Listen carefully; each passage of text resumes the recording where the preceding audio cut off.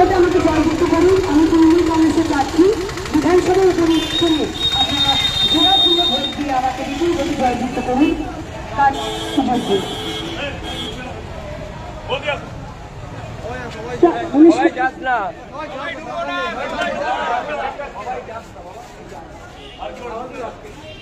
নমস্কার, আমার নাম সায়ন্তিকা ব্যানার্জি।